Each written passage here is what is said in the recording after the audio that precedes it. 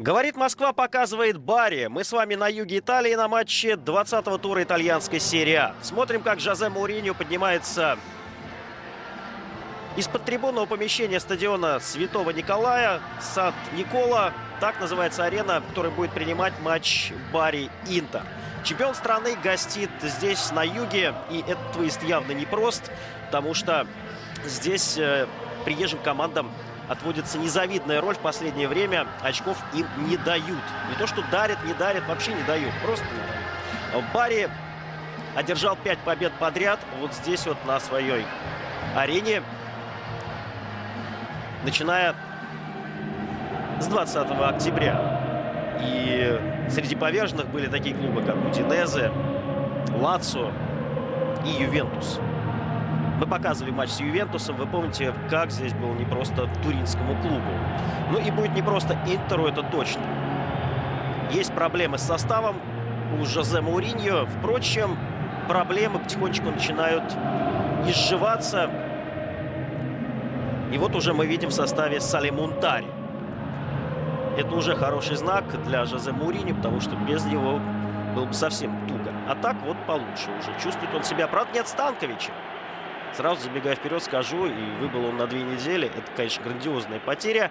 Впрочем, Жозе Мауриньо такой придумщик, что может придумать что-то такое нехарактерное, одному ему понятное, а может даже и ему не совсем понятное, но вот он любит это демонстрировать. Стадион заполнен, ну, наверное, до отказа. Так вот пробежался глазами по трибунам, и, в общем-то, могу сказать, что колоссальнейший интерес вызвала эта встреча. Матч субботы, вечерний. В общем, 2 матча вынесено, как обычно, с воскресенья на субботу. Один уже состоялся. Кальяри со счетом 3-0 обыграл Ливорно. Дублем отметился аргентинец Хоакин Ларивей. И Кальяри таким образом поднялся еще выше в турнирной таблице. Примкнул, можно сказать, уже к группе команд, которые борются за Еврокубки. Почему бы и нет. Бари, в общем, тоже недалеко. И Бари, ну, при хорошем стечении обстоятельств тоже может побороться за Еврокубки. Впрочем, я бы не стал так пока говорить. Впереди второй круг целиком. И, конечно же, спад обязательно случится у этой команды. Симпатичный, любопытный, пришедший лишь минувшим летом из серии Б в серию А спустя много-много лет. Ну вот, практически все уже готово. Стадион начинает бурлить. Давайте его немножечко послушаем. Ну, а затем к составу команд. Помогать смотреть вам эту встречу будет комментатор НТВ+ Дмитрий Савин. Рад вас всех еще раз приветствовать в этот добрый вечерний час.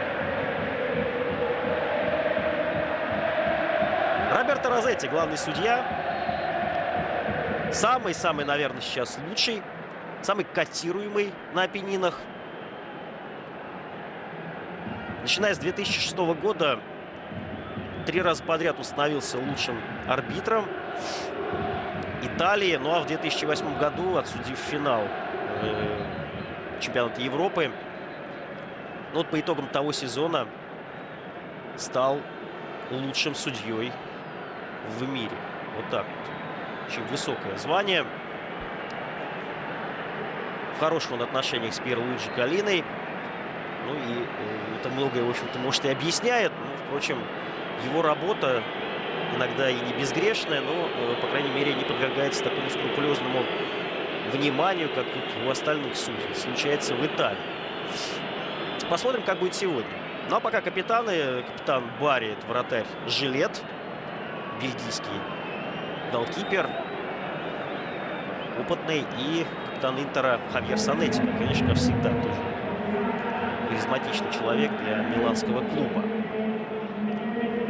Мауриньо и Барези там обменялись только одними понятными жестами. Все готово к матчу.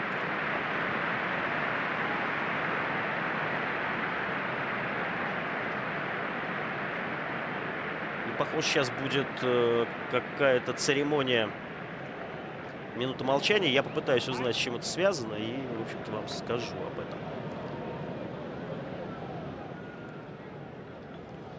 Тем не менее, видите, Жюлио Сезар зевает. Ему, наверное, скучновато в этот момент.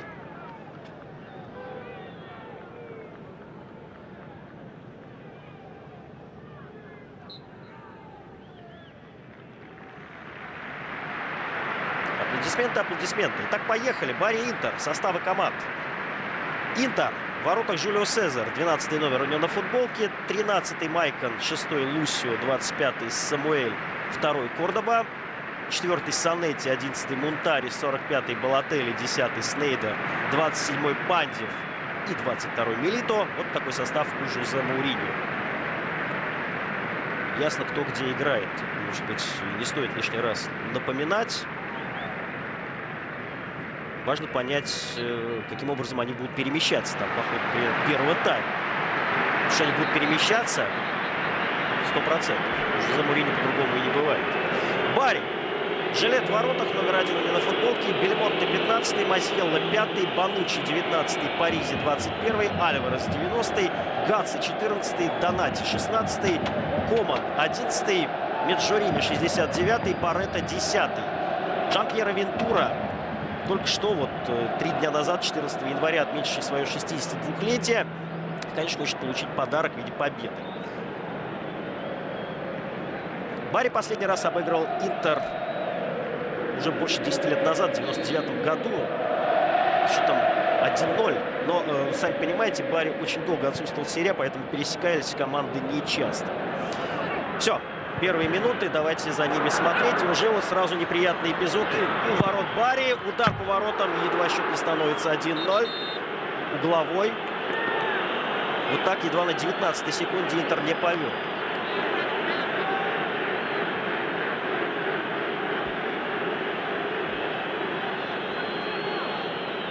Кого-то, в общем-то, может, и задел мяч. Явно не вратаря. Угловой. Смотрим за ним. Подача. И отбивается Бари. Не тушуясь, пытается организовать свое первое наступление в матче. Барретто. Барретто с мячом. Это Альварес, простите. Мне показалось, что это ударный форвард Барретто. Нет, Альварес был. Гондурасский легионер. На чемпионате мира будет играть, кстати говоря.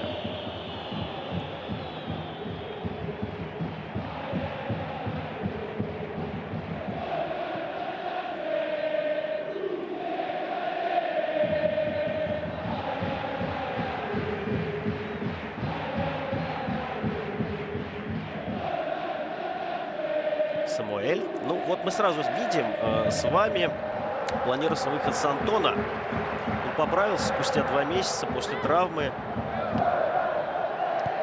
И, как казалось, именно его предпочтет Жозе Мауриньо стартовый состав. Мы видим Кордобу и видим Самуэля. Кордоба на месте левого защитника. Это явно интересно. Ну и вот смотрим, что из этого выйдет. Угловой зарабатывает Бари. Рвался к воротам Меджорини. Ну и мы сразу уже понимаем, что там будет все не очень надежно. На левом фланге у Интера Кордоба на месте левого защитника, согласитесь, эксперимент. Впрочем, экспериментировал Мауриньо в матче с Сиеной, когда после перерыва выпустил вот туда, на эту позицию, Вальтера Самуэля. И что из этого тоже вышло, мы помним. Гол. Ну а смотрим, что сейчас будет после углового в исполнении хозяев. Подача Альвареса. Подбор остается за Бари. Владимир Коман с мячом. Очень симпатичный футболист, кстати, я вам скажу. Венгер. Сын знаменитого Михаила Комана. Легендарного игрока киевского «Динамо». Но у Комана же венгерские корни, поэтому, переехав на постоянное место жительства в Венгрию, не совсем далекое и всем известное время, вот сын пошел уже, в общем, постигал азы футбола именно в этой стране. Ну и, соответственно, неудивительно, что играет за сборную Венгрии. Нашумел он со своей командой на чемпионате мира возрастной категории до 20 лет в прошлом сезоне, в прошлом году. Венгрия дошла до полуфинала. И не случись, в общем-то, там дисквалификации Владимира Комана, на полуфинальный матч, глядишь, и в финале бы играл.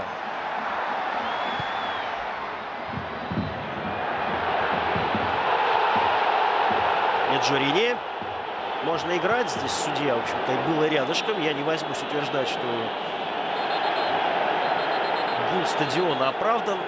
или не оправдан. Просто хотелось бы посмотреть повтор, прежде чем судачить. Давайте смотреть. Ну, Кордоба, согласитесь, позицию Альваресу проиграл. На вход штрафную, ну и пихался.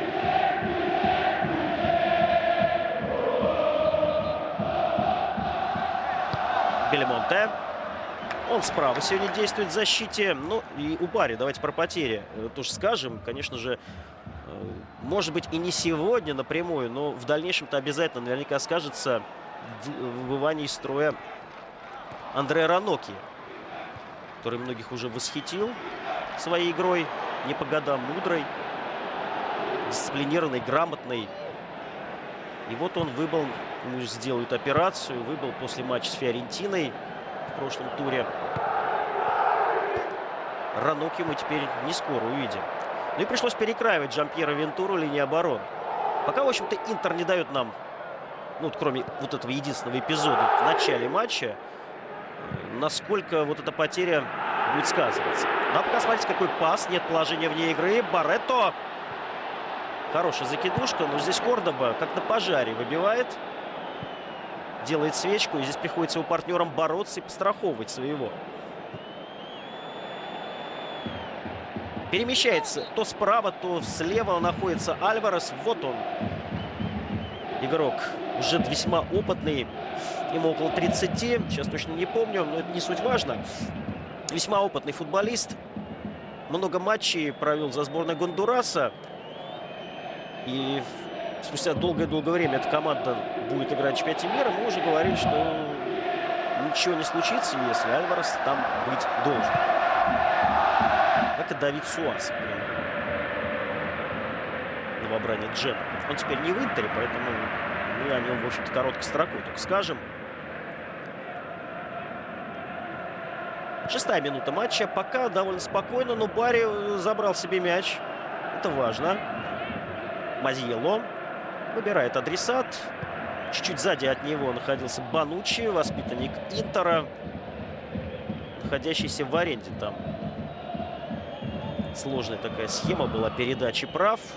Ну, впрочем, я не помню точно сколько, но, по-моему, половина до сих пор принадлежит Интеру. Попробуй с этими правами разберись. Бануччи ждет и надеется, что Интер вновь на него обратит внимание. Но будет так играть, обязательно обратит, если уже не обратил.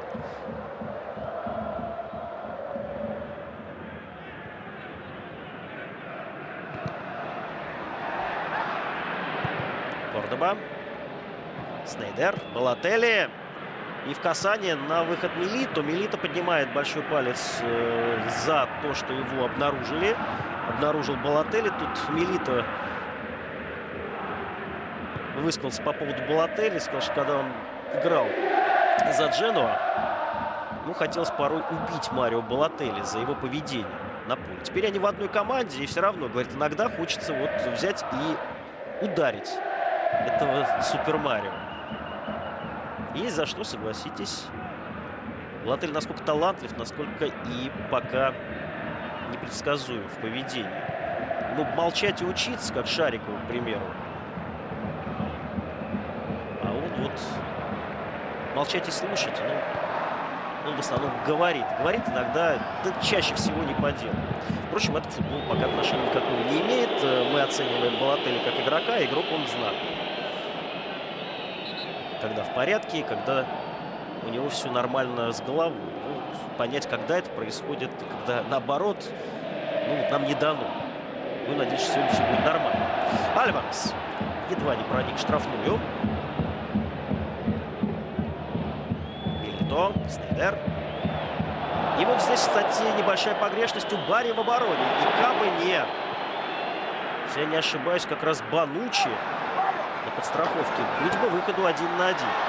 Поаккуратнее нужно Барри с этими перечными передачами. Вот сейчас опять теперь передача назад пошла, неточная. Милито. Технично, с подкруткой в дальний. Самостоятельно взял игру на себя аргентинец. Лучший бомбардир Интера с 11 мячами. Ну, может, ему и 22 хочется забить. Осталось столько же.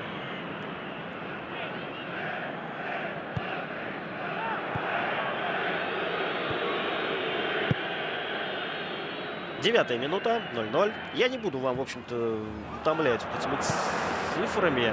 Сколько там прошло, вы все видите в левых ваших экранах телевизоров.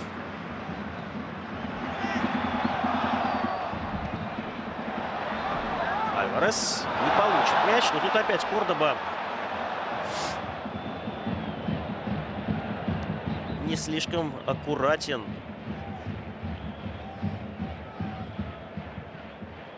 Это, в общем, проблема. Мне кажется, Барри должен это обнаружить, если уже не обнаружил, и давить по этому проблемному правому своему и левому сопернику флангу.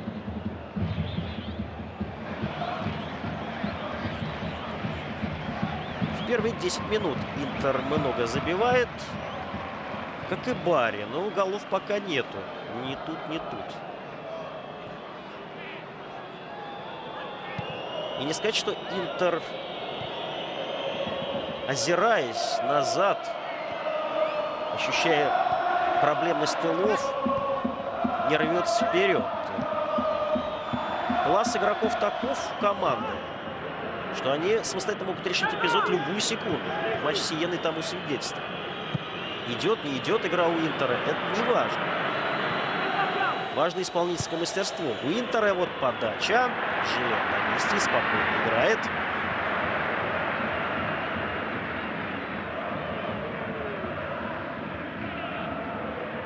Очень хорошо расстановка видна. У Барри классическая 4-4-2. Мы видим с ярко выраженными краями линии полузащиты. У Интера, ну, традиционная смесь 4-2-3-1. Так, скорее.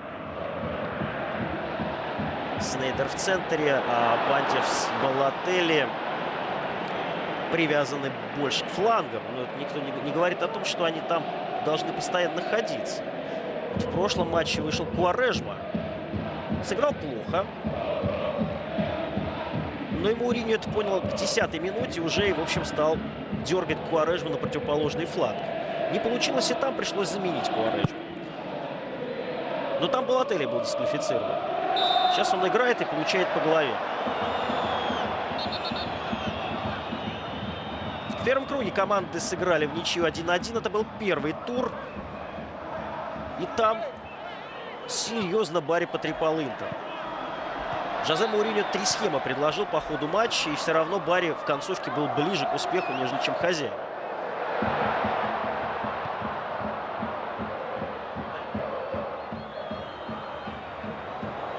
Майкон и Владимир Коман рядышком. Разбирается Майкон. И вот можно уже пробить поворотом здесь. На входе в штрафную от Пандева мы видели этот проход. Игроки Барри были вынуждены выбить мяч на угловой.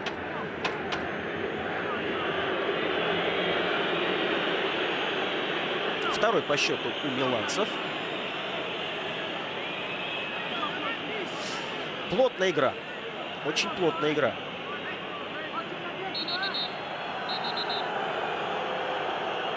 Роль стандартов в таких матчах увеличивается.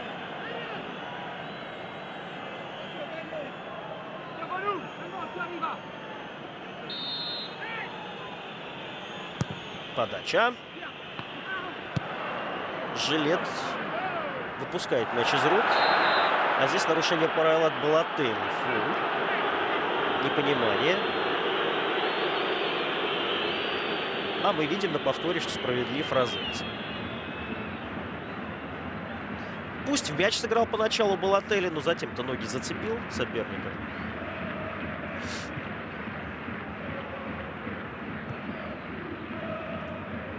Опытнейший Массимо Донати, вернувшийся в Италию. Нам его спину показали. Конечно, совершенно не тот пока Донати, который уезжал из Италии в ранге.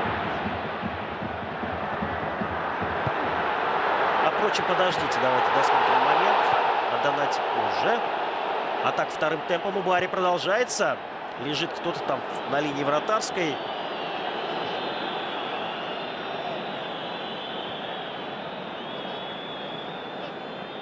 Владимир Коман.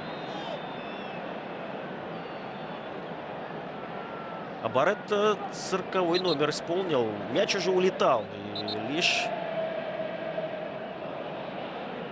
Невероятным образом удалось его выцепить, и дальше пошла борьба. И дальше вы обратите внимание, как тяжело пришлось обороняться Сали Мунтари, в том числе. Не производит, согласитесь, впечатление обороны Интера. Не производит.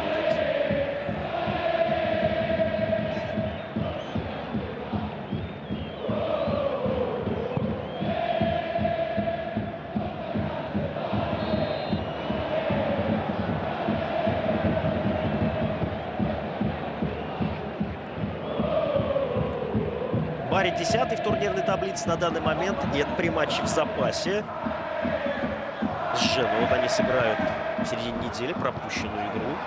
Если выиграют, то догонят Фиорентину, Палермо. Серьезно.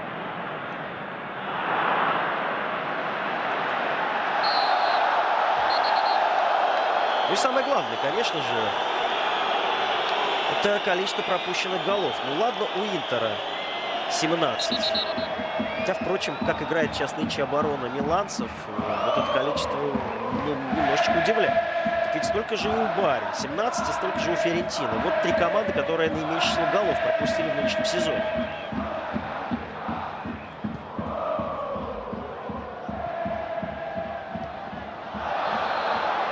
Ну а здесь-то дома Бари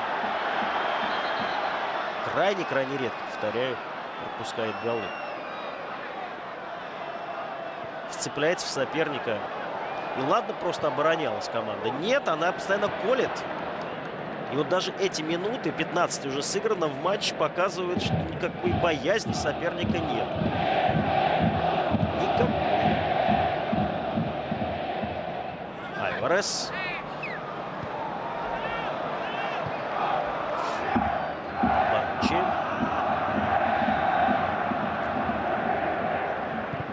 В первом туре после перерыва зимнего Банучи чудо-пас выдал голевой в матче с Пармой, в матче с Удинезе. Это было? На Барретто.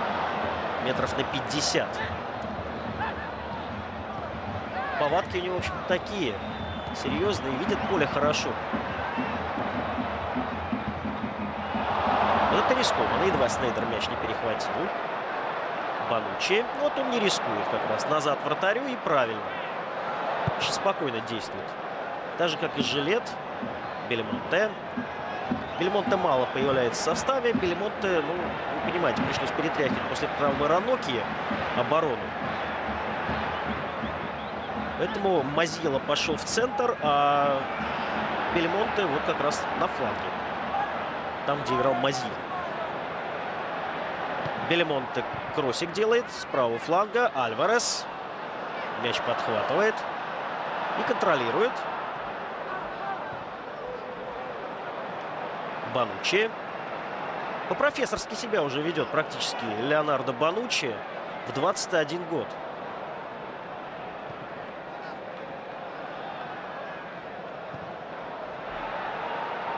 Опять проблемное вот это место пытается Альварес оценить, там, где Кордоба. И Кордоба, смотрите, ну не психует пока, конечно же, но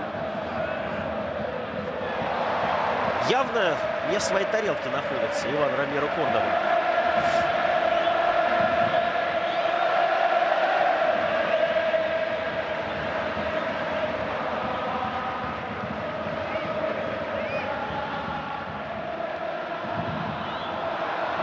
Барретто.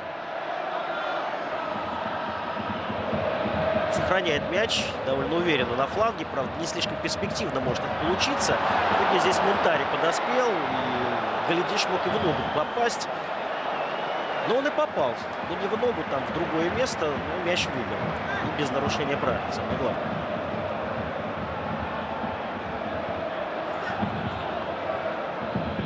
Вот видите, сборная Ганы сейчас играет на Кубке Африки, а Сали Мунтари играет здесь, в Бари. Ну, здесь, мне кажется, вот что, травма была у Сали. И, конечно же, в какой-то степени она повлияла. Второй момент, то, что сборная Ганы нынче решила проверить ближайший резерв. Ту команду, которая выиграла молодежный юниорский чемпионат мира совсем недавно. Вот оттуда сразу несколько футболистов внедрилось в национальную сборную. Ну, на перспективу ли для игры на чемпионате мира пока не знаю. Но вот Мунтари даже решили не вызывать. Даже, в общем-то, не было предложений ему. Ну, а может, там какая-то договоренность между ним и руководством. Что, может быть, и не травма в первую очередь повлияла на его отсутствие на континентальном турнире.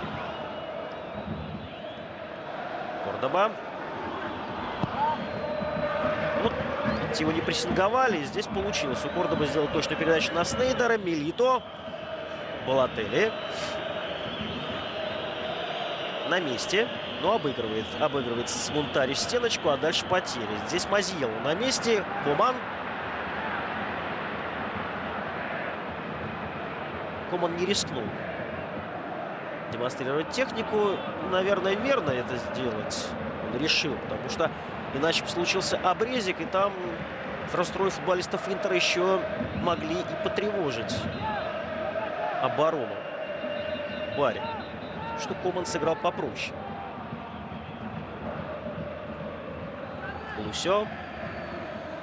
И Лусё, смотрите, не смел сегодня, вперед не бежит. Все прекрасно он понимает. Санетти. Где только не играет Санетти в Интере.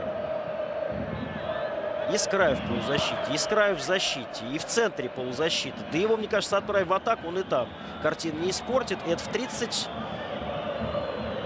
Сколько же ему? Ух ты, бог ты мой. 6, что ли, по-моему? 36 лет. Пандев.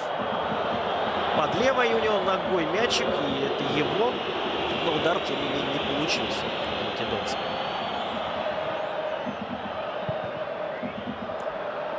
Оставляют в основном без мяча игроков Интера, футболисты Бари. Не говорю, что они вообще им не владеют. Владеют, и, может быть, даже по проценту, я сейчас гляну, но, может, и побольше даже. Но вот не сказывается, никак не видно пока.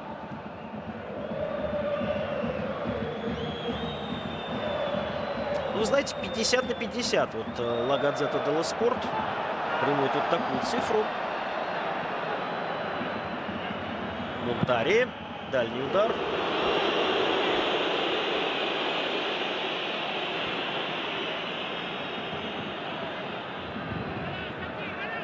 Настоящий крепкий рабочий парень, Салим Мунтари. Я не преувеличиваю и, в общем, не иронизирую. Немного таких.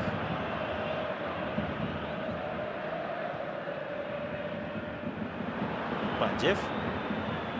Милито. Отпустил мячик. Этого было достаточно, чтобы его перехватили. Мунтари.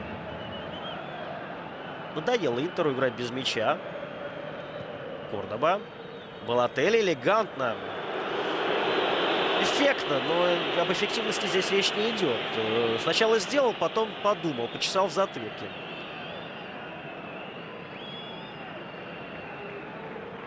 За задумку, может быть, и не пятерка, а четверка, но за исполнение, сами понимаете.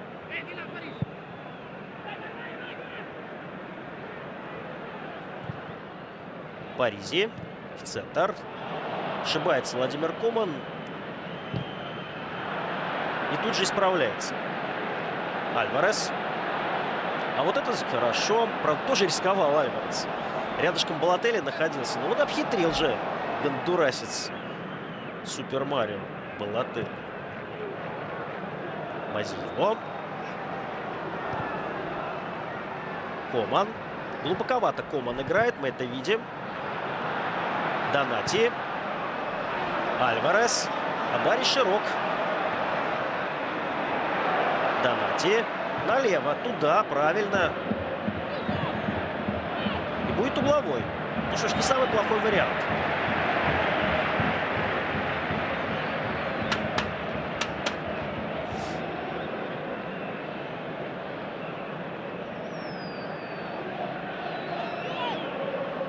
Фактор гола первого очень важен.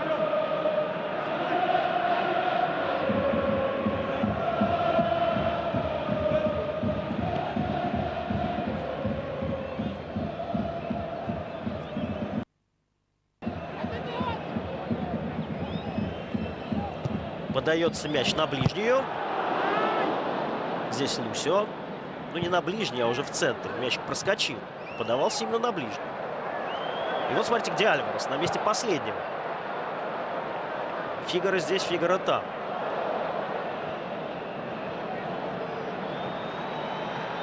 Чем ответит Снейдер? Самуэль, Снейдер. Обратите внимание, футболисты Интера же тоже не привязаны к своим местам. Зона деятельности очень широка у них. Майкон. Все. Тактически выверенную игру мы видим. Кордон.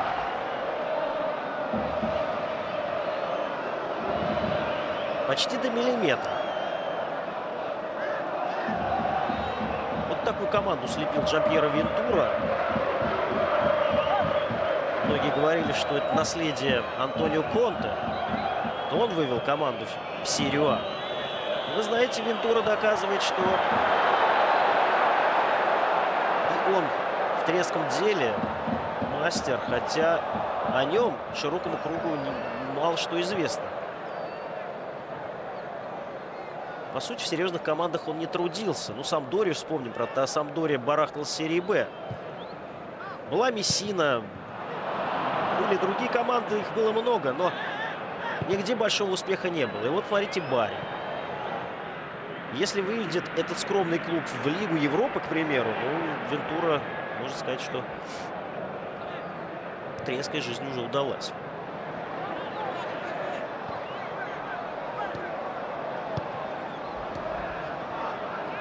Конечно, от набора игроков многое зависит. Может быть, не с такой звучной. Опять-таки для широкого круга, а не для узкого. Потому что узкий круг ясно понимает, что состав у Бари это уж точно для места в десятке, а то и в восьмерке итальянской серии А. Набор получился удачным. Многое совпало. И аренды, и там сложные вот эти трансферные операции летом. Вот те же, например, Бануччи и Ранокья. Они из Женуа переправились летом в аренду. Почему говорю из Женуа? Ну, применительно, может, меня как бы поймать, но не поймаете. На Бануччи, я же говорил, что он Интеру принадлежит. Интер частью сделки его использовал по привлечению из Дженуа Тиаго Мотто. Ну, а Дженуа он вроде как не понадобился, так же, как и Ранокья, и отправили их на юг. А вот смотрите, что у Дженуа происходит в обороне. Сколько они там пропустили. 32 мяча, это чуть ли не больше всех в лиге, больше только у Сиены. И скажите, вот эта парочка Ранокья и Бануччи разве Дженуа не пригодились бы? Впрочем, задним умом все сильны. Когда пришел Эмилиано Моретти, конечно же, там сыграло имя. Кто такой Моретти, кто такой Ранокья. А вот, видите, получилось по-другому. Сейчас кусают, может быть, локотки там в Генуе. Все очень условно.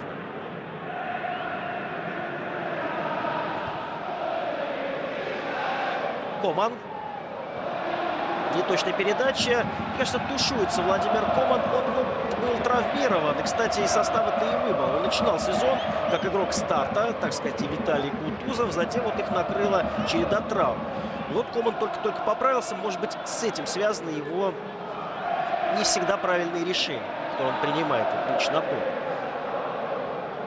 Таланты ведь еще надо раскрыть. Одно дело, когда ты светишься на уровне своих сверстников. И справедливо тебя оценивают, это хорошо. Другое дело, все-таки в футболе среди мужиков. Нам нужно себя почувствовать, себя показать.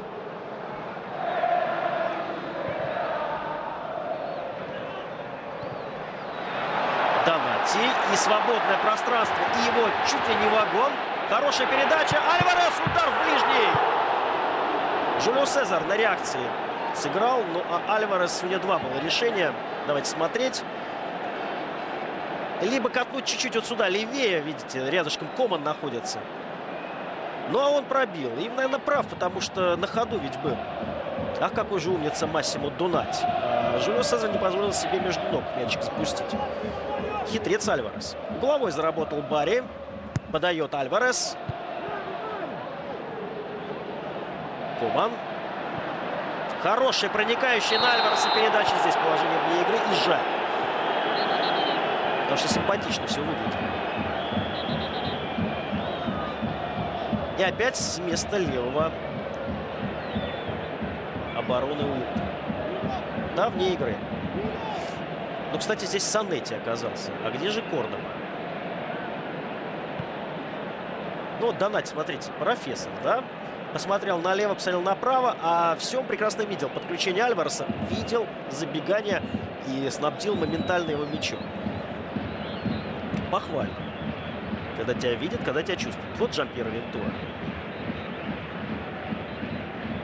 Объясняет что-то Бельмонте. Ну, поскольку человек мало появлялся в основе, ему, может быть, стоит больше других объяснить. Пока есть пауза, пока позволяют события.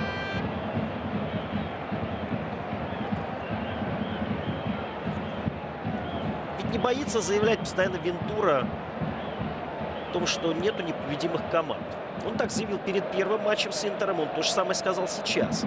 Почему бы нам не победить Интер? Да, мы не побрезгуем и набранным очком. Почему? Если будет это все добыто в хорошей и интересной борьбе, игре.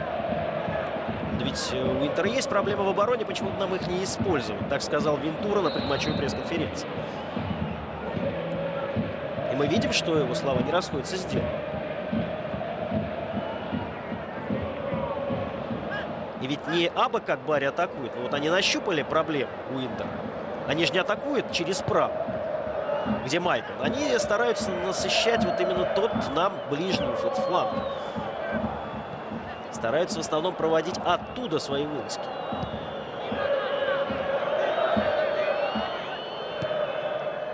И, может быть, именно это и объяснял Вентура Бельмонте в этой паузе. Почаще подключаться. Как, например, защитник Сиены Рози. Помните, как он буквально затерроризировал вот этот вот левый фланг обороны Интера в матче предыдущего тура. Бегал и бегал туда-вперед. Тогда понял, что выше Самуэль вообще не получается. У него ничего. Вообще просто сказал, чтобы вот туда чаще ходил Альберто Малезани. То же самое, может быть, сейчас обратил внимание Джампьеро Вентура, своего подопечного, на вот эту позицию. Альварес. Перед ним опять Кордоба. Бедный. Его уже начинает жалко. Альварес. Барретто. Коман. И надо вот туда. Правильный пас. И опять угловой. Здесь, конечно, сложно было пробить Джулио Сезара. Это не тот эпизод, который случился чуть раньше с участием Альвареса. Но все-таки на этот, видите, момент противоположный фланг у Интера забарахлил. Где там был Майкон, сказать только может, наверное, он сам. Это была позиционная атака, это никакая не контратака Барри, которая могла смутить. Нет, все было в позиции. 32-я минута матча Барри Интер 0-0. С преимуществом хозяев матча. В эти минуты проходит на ближнюю и прошивает мяч. Прям чистокол ног. Интер в контратаку пытается убежать. Здесь Жилет страхует свою оборону. И здесь не будет положения вне игры, если только успеет игрок Барри. Не успел.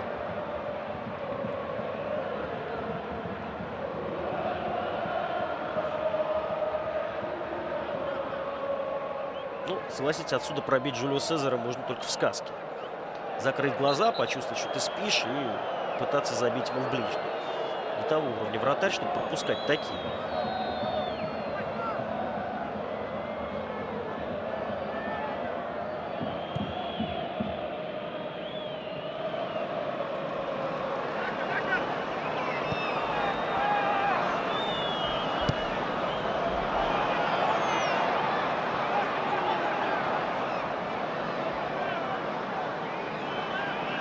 Кстати, ну почему Барри пасовать? Вы скажите. Вот здесь, на своем поле. Раз последняя команда, 20-я, Сиена, возила на выезде в прошлом туре Интер, и только чудом не выиграла. Ну а Барри-то чего? Тушеваться. Балотелли, он справа. Они поменялись. Ну, ситуативно ли? передвинул Муринью уже с Пандевым там. Мы сейчас разберемся. А пока желтая Паризи. Марио технично ушел от него. Кругаля такого сделал. Развернулся на 90 и уже прокидывал мяч. Конечно же, Паризи сделал такой тактический фул. Ну, вполне себе оправдан, только вот штрафной. Помните про роль стандартов? Особенно, когда вот дела не особо-то и клеятся у Интера сейчас. Очень интересно. Видите, построились игроки Барри в обороне с шеренгой. Раз, два, три, четыре, пять, шесть, 7 человек на линии штрафной. Вообще интересно, вот такая постройка. Не часто на такой приходилось видеть, если вообще. Ну, любопытно. Давайте смотреть, что будет дальше. Подача. И один из них выдернулся и просто взял и выбил мяч в ворот. Ну и что? В обороне надо играть проще. Это был Массимо Донати. Там не надо ничего выдумывать. Тебя простят. Будешь проще, тебя понимать будет легче. В контратаку Барри, может, и убежит. Альварес по центру туда рванул, но мячик назад был отправлен. Донати.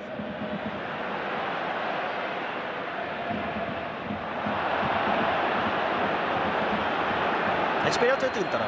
Милито. Справа Снейдер, слева Пандев. Нет, они все-таки построились. Их передвинул именно Мауриньо. Свою традиционную вот эту перестановку сделал.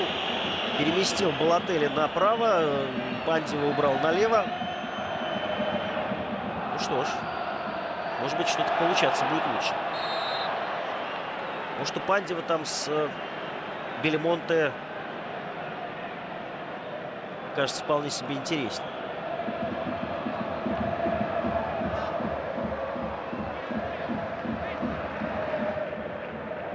Мазило. Альварес хотел сразу сходу в касание отправить мяч туда, в штрафную. Не прошло.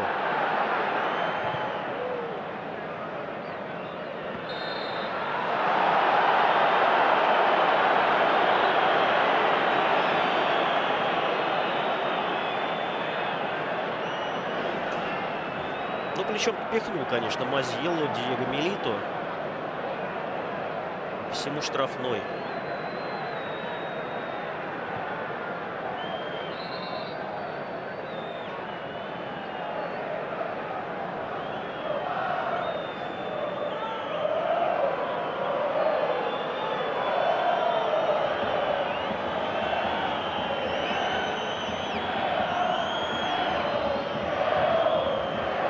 Ну и здесь что-то там Розетти пытается втолковать людям, не совсем посторонним. Что-то кинули, похоже, с трибун. Мне, по крайней мере, так кажется.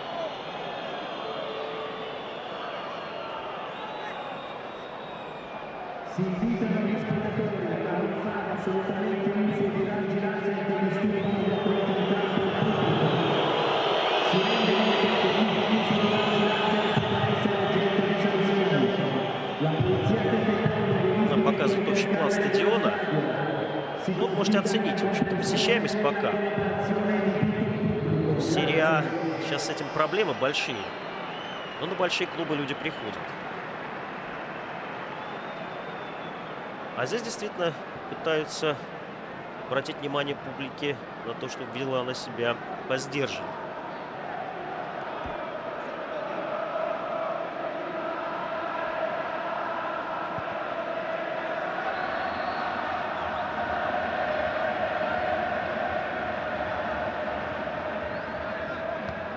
Кордоба. Боится он идти вперед, боится он, вот, играя здесь на непривычной позиции. Ну, он-то ладно, а вот почему Майкон не пытается играть активно в своей традиционной манере с противоположного фланга, вот здесь сказать, правда, затрудняюсь, почему это происходит. Монтари. Вот свободен Майкон, Монтари его то ли видит, то ли просто не хочет отдавать ему передачу пока. лишает мяча Снейдера, но контратаки не получится у Бари, потому что, видите, оборона Интера быстренько отошла назад. И Мунтари тут же по центру был. Это говорит о том, что сложно говорить так применительно к Интеру, но побаиваются они соперника. А у него идет игра. Вот момент. Как бы лучше обработал мяч Меджурини, было бы крайне неприятно для Интера.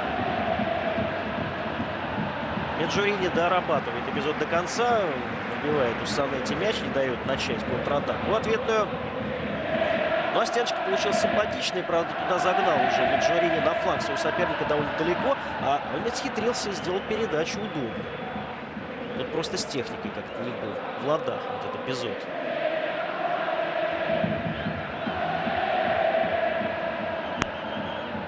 Мунтари.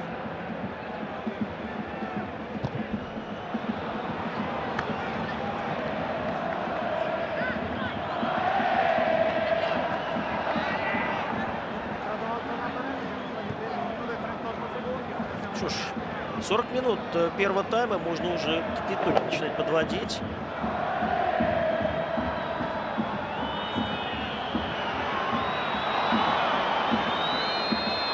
Интер опаслив. Интер сдержан в этом первом тайме. Интер так играть вынудили.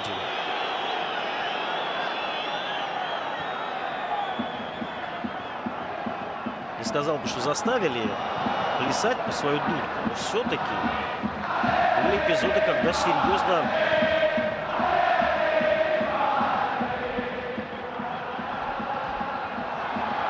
качнули команду. Впрочем, пресловутый класс исполнителей может сказаться в любую секунду. Балотелли. Заигрался мальчик. Коман. Поднимает голову Владимир Коман. Ему нужно сделать передачу. Донати. И Альварес делает забегание в штрафной. На этот раз Донати его не... Ну как? Наверное, видел, просто не доисполнил Массимо Донати, как вот в том памятном эпизоде в середине первого тайма. Бандев. И обратите внимание, едва ли не первый случай, когда Кордоба поддерживает атаку по левому флангу. Снейдер с мячом. Милито. Разворачивается Диего Милито. Надо дальше числом. Но атака Интера продолжается. И удар Майка. Мы видим. И, в общем, не комментируем, потому что здесь комментировать абсолютно нечего.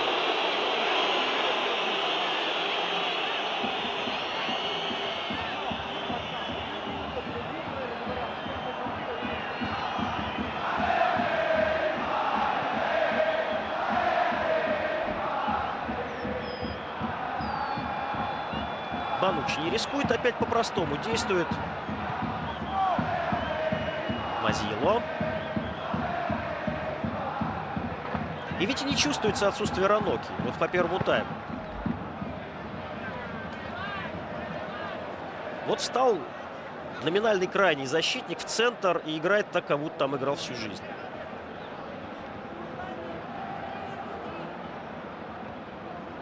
Вот у Интера такого не обнаруживается. То есть, собственно, игрок встает не на непривычную позицию, но там у него возникают проблемы. Санетти. Разбирается капитан, Балотелли. И он тоже решил простотой нас на этот раз удивить. Майкан.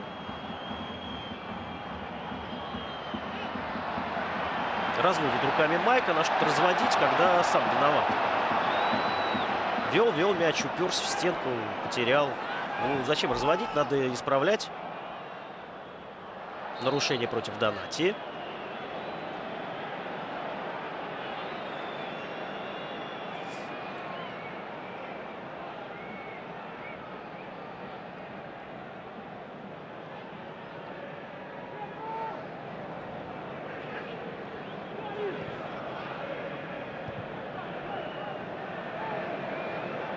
Банучи. Мазило. Да нет, это нормально. Может, кто-то скажет, фу, что они делают. Пытается, может быть, даже доигрывать тайм. Здесь получает пинок Альварес от Кордобы.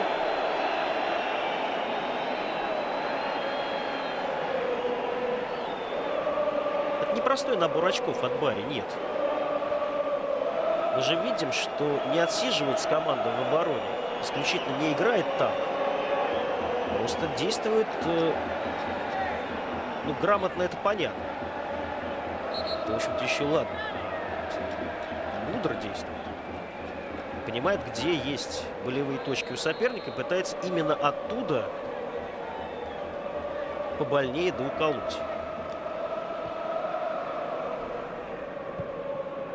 Но в этой перекатке мяча между игроками обороны нет ничего предосудительного.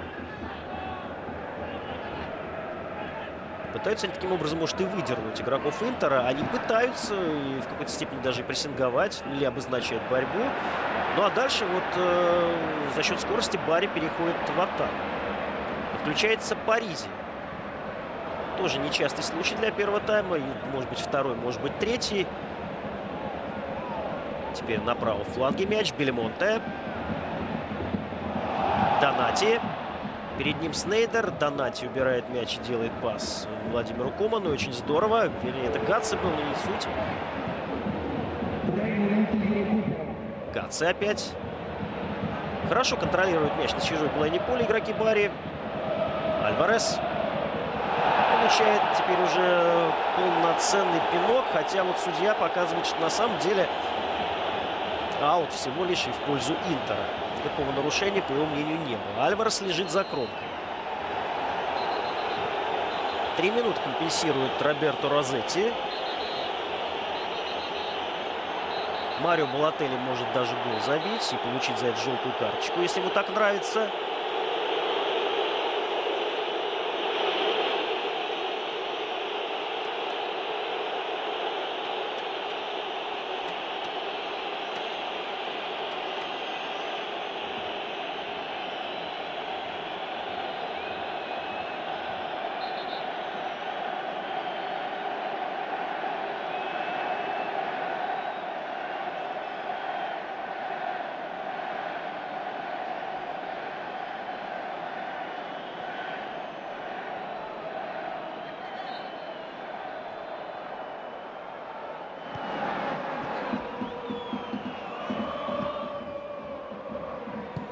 Ну и вы можете вспомнить хотя бы один опасный момент, если считать вот то, что случилось на 19-й секунде у Интера. Ни одного. Более ворот Бари.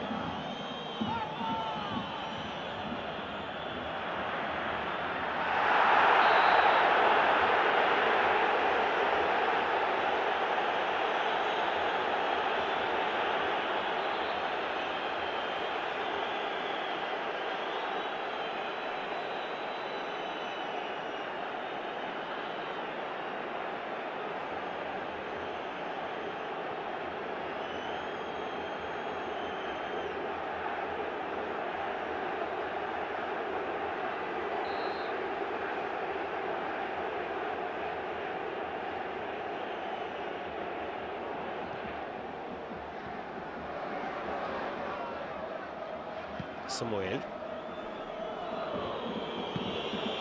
Отбрыкнулся от мяча. Впрочем, мы вот хвалили игроков Бари, потому что они в обороне играют просто. Но вот и Вальтер Самуэль тоже сыграл так же просто. Поэтому почему бы его не похвалить? Не надо там ничего выдумывать, это правда.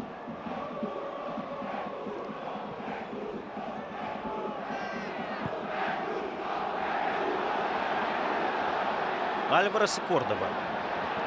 Ну вот Кордоба угловой себе привозит.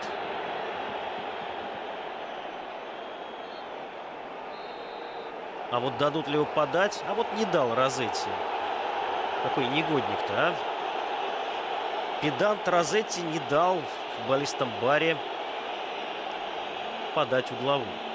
Ну что ж, имеет право, потому что 48-0-0 там было. И, в общем, вроде как все верно. Итак, ничья 0-0 после первого тайма в матче 20-го тура итальянской серии А. Бари-Интер. В ожидании интересного второго тайма мы с вами отправляемся на небольшой перерыв. Подождем, посмотрим, какие будут перестановки, если они вообще будут. Дальше напомним, в каких составах играют команды. Сразу хочу сказать, что в запасе у Интера есть и Марко Матерацци, и Эстебан Камбьясо. Люди, которые еще неделю назад пребывали в лазарете, а Матерацци так вообще недавно была сделана операция. И удивительным образом он уже ведь поправился, горит желанием появиться на поле. И мы понимаем, что есть проблемы в обороне у Интера. И, конечно же, Матерацци может в какой-то степени их снять. Вот именно что в какой-то степени. Ну а присутствие Камбьяса, конечно, помогло бы насытить центр поля.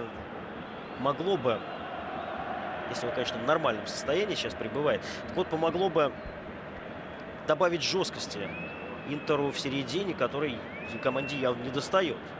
Ни сегодня, ни вообще вот в последнее время. Так что вот эти люди есть в запасе, так же, как и, к примеру, Сантон, и Куарежма, и Арнаутович. Ну, в общем, вот посмотрим. Кто-нибудь из них, если появится, мы тогда сразу скажем. А пока, судя по всему, никаких перестановок не сделали ни Джампьеро Вентура, ни Жозе Мауриньо. Значит, играют все те же самые 22 персонажа, о которых мы говорили в начале первого тайма. И сейчас я вам их представлю. Жюлио Сезар защищает ворота Интера. У него 12-й номер на футболке. 13-й Майкон, 6-й Лусио, 25-й Самуэль, 2-й Кордоба. 4-й Санетти, 11-й Мунтари, 27-й Пандев, 10-й Снейдер, 45-й Балотелли и 22-й Диего Милито. Барри, жилет в воротах, 1-й номер у него. Бельмонте, 15-й, Мазьело, 5-й, Бануччи, 19-й, Паризи, 21-й. Единственный человек, который получил пока желтую карточку среди всех. Альварес, 90-й, Гатса, 14-й, Донатти, 16-й, Коман, 11-й, Меджорини, 69-й, Барретто, 10-й. Роберто Розетти, главный арбитр этой встречи. Ничья 0-0. Напоминаю, первые минуты второго тайма мы с вами смотрим. Паризи на левом фланге получает мяч. Придумывает не очень вразумительное продолжение. А дальше мы все видим с вами. Оно было невразумительным, это продолжение от Паризи, но даже это решение довольно сильно смутило Самуэля, Лусио, да и Жюлио Сезара тоже. Угловой зарабатывает Барри. Свой очередной в этом матче. И первый во втором тайме. И крутится мяч едва ли не в ворота. Жюлио Сезар справляется. Мунтари. Акробатика. На поле Святого Николая. Стадион имеется в виду, так называется. Отбился Интер. Бануччи. Вот его знаменитый первый пас. Из обороны он не проходит, но было довольно симпатично. Меджорини. И опять, как всегда, активен на правом фланге, словно и не было этого перерыва. Мы в первом тайме это видели. Альварес. Зарабатывает он угловой. Кордоба из-под ног Альвареса выбивает туда мяч.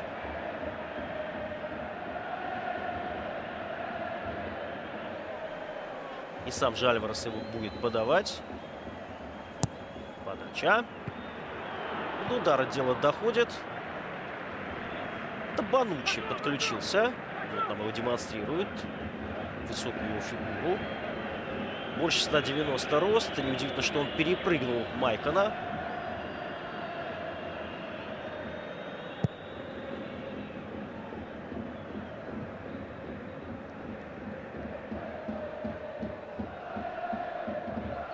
Мы все про Барри, да, но вот про Интер, турнирное положение. Понятно, что команда первая. Но вот 45 у Интера очков, у Милана 37. И матч в запасе с Фиорентиной. Понятно, что выезд во Флоренцию будет крайне непростым для подопечных Леонардо. Но если так порассуждать, если там они добьются победы, то по потерям всего минус 5. И в следующем туре миланское дерби. И это совершенно не тот Милан, который был на старте сезона нынче-то. И вот здесь самое интересное. Здесь, в общем-то, Интеру не стоит так уж разбрасываться очками. Преимущество оно может расхолодить, но преимущество-то пока еще не очень-то существенное. Еще играть и играть команда.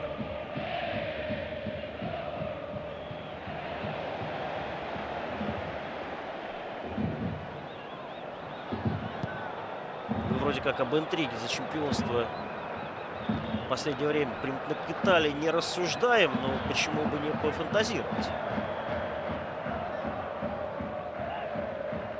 Интер-то явно не в порядке. Невооруженным глазом это видно.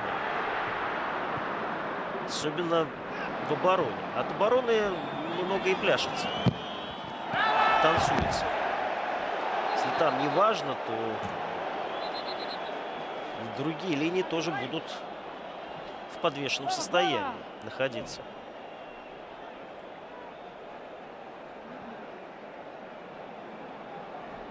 До конца боролся Меджорини с Майконом.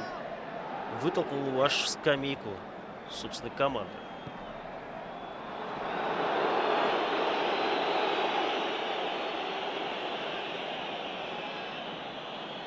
Так совсем замедляется у нас игра. Он и темп-то и был крайне невысок в первом, но во втором совсем киснет. Не игра, нет, не игра, конечно, а вот именно динамика матчевая.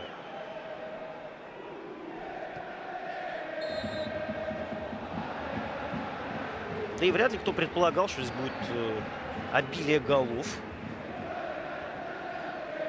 Скорее, эту встречу можно сравнить, эту встречу Интера с Киева, к примеру. Вот там случился быстрый гол, а здесь его не было. Штрафной зарабатывают гости. Снейдер у мяча. Почти вся защита Интера в чужой штрафной. За исключением, по-моему, впрочем, не важно. Почти вся, это мы видим по спинам. Удар по воротам, и Жилет выуживает из верхнего угла мячик. Один из лучших исполнителей стандартов, нынче, мне кажется, в мире даже. Я бы не постеснялся так сказать. Уэсли Снейдер в очередной раз продемонстрировал свой класс при пробитии штрафных. Головой зарабатывают гости.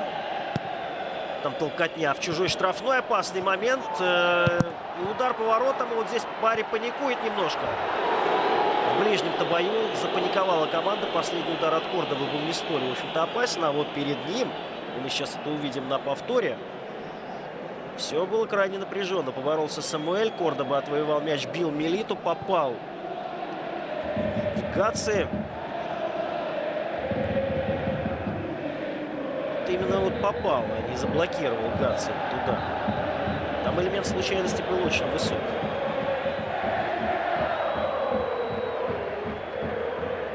Роль стандартов, повторяю. В таких матчах она высока. Мандев. Отобрали мяч македонца. Барри с мячом. Гаци. Разобрались. Коман. Альварес. Здорово. Ну а почему бы не пробить? Улучшает свой момент игрок Барри. Ну, вот улучшал. Этот Массимо Донати был.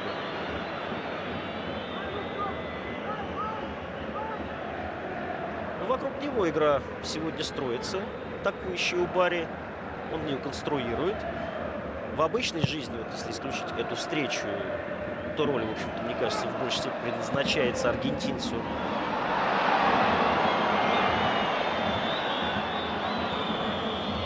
Ривасу. Сегодня Ривас в запасе. У него небольшое повреждение было. В общем, в заявку он попал. А Майкон навешивает штрафную. Нарушение правил.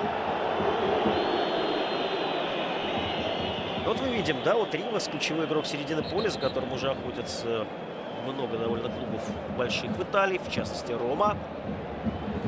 Его нету, и Бари при всем при этом нормально себя чувствует в организации. Раноки и Ривас, вот два ключевых футболиста. Тем не менее, команда опять играет в футбол. Ну, может, кому-то не нравится.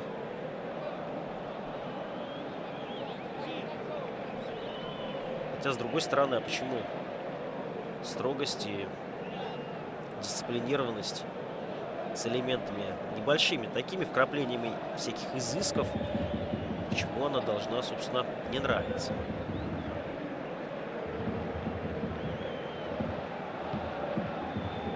Классическая итальянская команда по рисунку.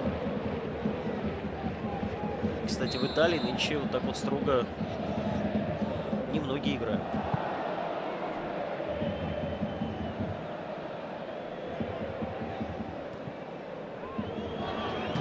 Но бывают всплески. Сейчас на подъеме Бари вышел ударную в серию А.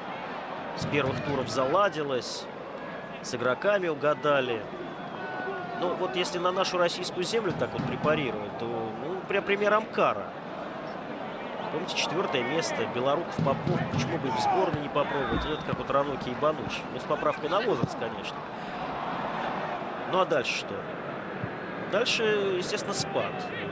Я поэтому не удивлюсь, если у Бари будет то же самое. Всему надо вот шансом своим пользоваться. Когда он такой еще представится? Когда будет такое сочетание футболистов, тренеров, и просто будет где-то катить. Типичный вот уровень середняка. Ну а Бари на вышедший не претендует. Пусть там американский новый владелец клуба и делает громогласное заявление, что в будущем он видит Бари в Еврокубках постоянным участником. Но это в будущем. Пока вот реальность такова. Неизвестно, что будет в следующем году. Постерегся пока такие вот прям дифирамбы петь тому же Банучи, или тому же Раноки, или тому же Ривасу. Это они в команде сильные, а по отдельности попадут в другой коллектив. Там может не пойти. Опять-таки на российскую землю выворачиваю. Я вспоминаю пример Попова. Ладно, возвращаемся мы в Бари. Команда местная атакует. Удар по воротам. Ну, что тут можно говорить? Бельмонт. Последовал он 0-0.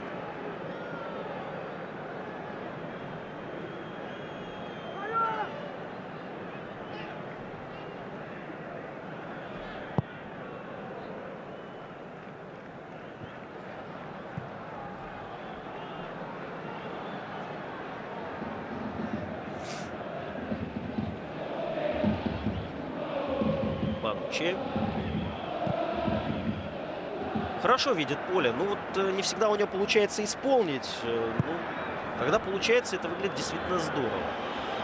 С другой стороны, опять-таки, пытается парень не просто отбрыкиваться от мяча, а где-то там через 2-3, на 4-й, на 5-й раз вот такими передачами сыпать из глубины. И к этому готовы нападающие. В частности, Барретта, который пока, может быть, в тени несколько находится. Но он человек, который хорошо использует свой шанс. Человек-момент. В последних 4 турах забил 4 гола. Вообще лучший бомбардир команды. В прошлом сезоне с 6 голами. Лучший у Интера это Диего Милито. Мы уже об этом говорили. Кордоба осмелел, чуть пошел вперед, но только до определенного момента, до полустанка так доехал и все, и вышел на станцию. Нарушение от Митари.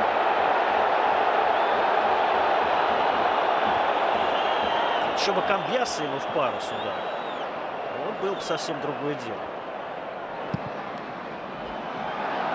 Хорошая передача. В штрафной уже находится Меджорини. И в руку мяч попадает. И Меджорини ликует, как будто уже гол случился. Желтая Вальтера Самуэля. Но это неаккуратная игра Вальтера. Но слов из песни не выкинешь. Мяч руку-то нашел. Но вот сыграл ли он ей? Вопрос. Он уже падал.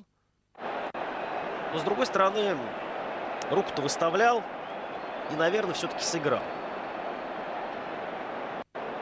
Я же говорю, неаккуратно действовал Вальтер Самуэль. Как на пожар летел за Меджорини. Ну, в итоге 11-метровый.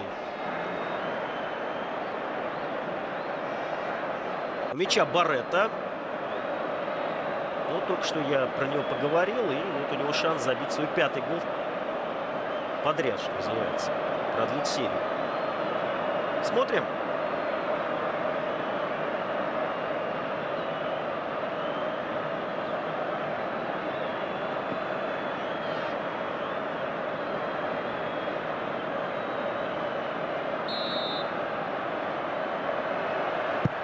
Удар Барретта и гол. 1-0. Барри выходит вперед. 5-й гол Барретту в последних 5 играх.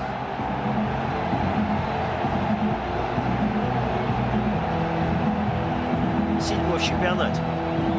Что там за футболку он схватился? По-моему, с 13-м номером, да? Ну-ка, Ранокия. Ну вот они так адресуют этот гол. Поправляйся, наш товарищ, мы тебя ждем, наш дорогой. Ну что ж, похвально. Человек, который сейчас готовится убираться.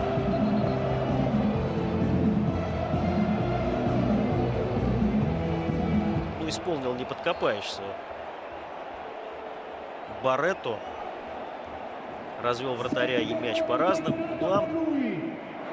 На 60-й минуте бразилец открывает счет матча. Ну и что сейчас будет Интер делать? Сейчас уже вот так вот просто не сыграешь. Уже в отсидку нужно поактивнее действовать. И как будет выглядеть Барри? Игра сейчас явно поменяется. И Барри, может быть, даже и попроще станет. Свой гол-то они уже забили. Жилет. Очень уверенно. И опять-таки по-простому. В аут. Ну, а сейчас люди подойдут и помогут в обороне. Построиться там как надо.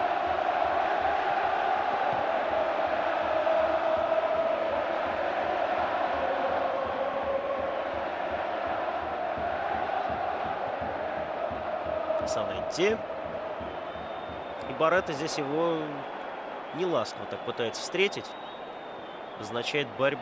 Вся команда Барри уже на своей половине поля. Все зоны перекрыты. И еще активный прессинг со стороны, видите, атакующих. Меджорини здорово действует. Коман. 4 на 4 атака. Даже еще 5-й подкатывается туда слева. Паризи. Входит в штрафную. И что? Еще один пенальти. Ну вот так. Лусио. На этот раз его ошибка. Ну как-то очень легко. Его Паризи объехал. Он на велосипеде, причем таком стареньком, дряхленьком. Ну вот посмотрите, внедрил штрафной, а ведь было и нужно это Паризи. Не очень много перспектив было у защитника. Он не очень поворотливый. Но однако Лусио выглядел еще более неуклюже в этой ситуации. А в итоге пенальти. Совершенно справедливый пенальти. И не стал либеральничать Розетти. Все он видел.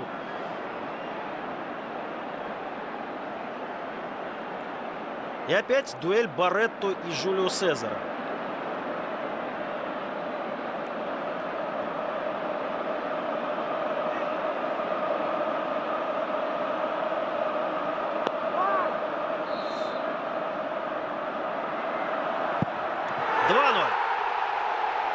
Ну вот это уже серьезно. Какой же хладнокровный Барретто. Он по-другому исполнил пенальти. Мы сейчас это увидим. 8-й гол бразильского легионера в нынешнем сезоне.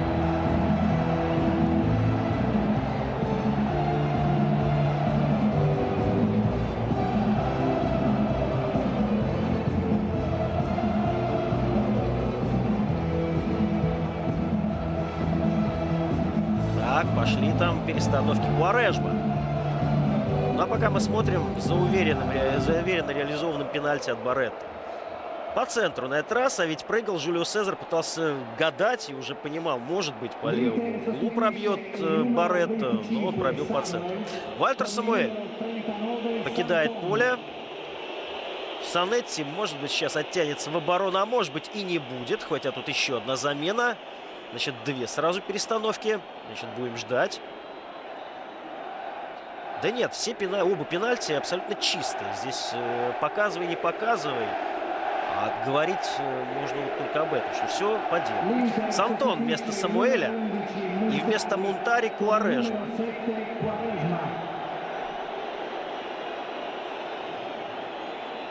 Кордоба пойдет в центр. Сантон пойдет налево.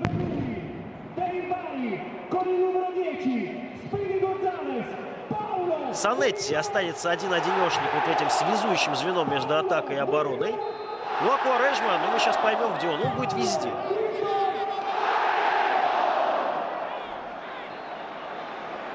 Вот мы говорили о проблемности левого фланга в обороне Интера. Говорили о том, что Кордоба невразумителен. А в итоге два-то пенальти пришли с совершенно другого фланга. И вот мы говорим о персональных ошибках. Сначала Самуэля, а потом Лусию. Совершенно забыли о том, что вообще этот фланг должен стеречь Майка. Но он об этом, как мне кажется, забыл. Мы поправляем.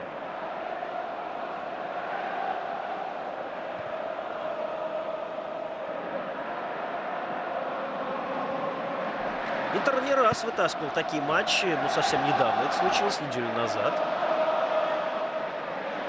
Впрочем, я еще раз говорю, та игра совершенно была иная.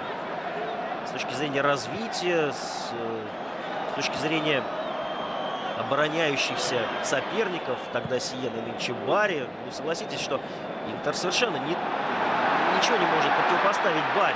А команда с юга будет сейчас на контратаках просто-таки зверствовать, мне кажется. Альварес бьет, Сезар выручает. В касании было сложно добить, не на удобной высоте. Но мяч по-прежнему Барри бьет, мяч Джори не выше. Вот они будут вот сейчас укалывать такими контратаками несбитую, совершенно расхлябанную оборону миланского Интера, чемпиона Италии. Ох, я боюсь, что будет матч с Челси, я вам честно скажу, потому что вот буквально за неделю два матча пришлось мне вот таких глубоко отследить. Сиена и вот теперь с Барри. Я просто не знаю, как вот с такой обороной можно что-то противопоставить Челси. Не хочу ничего сказать плохого, но пока все кисловато выглядит в перспективе. Это будет в феврале, эти матчи, но до них еще дожить надо. Может быть, что-то изменится. Но если не менять ничего, если не пытаться, если не учить играть в обороне в футбол, улучшений-то и не будет. Интер зарабатывает штрафной, Снейдер его исполнял. Санетти. Задымили на стадионе. Чуть видимость еще хуже стала. Бьет Майкан. Будет угловой, не будет. Не будет углового. Да видите, даже никто из футболистов Интера не бежал. Настолько они, видно, понадеялись уже на неизбежность углового, что смотрели, завороженно следили, справится жилет, не справится ли. Справился. Вылавливает Барретто на ногу, правда, мяч у соперника. Совершенно незаметен Пандев с мячом, но пока ничего не получается у македонца, как вот эта передача. Альварес, Балотелли.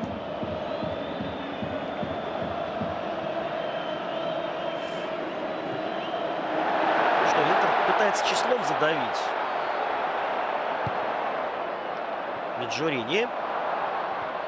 Донати. Но это уже лишнее, мне кажется. Это уже издевательство. Оно не нужно сейчас, когда играть еще почти 25 минут.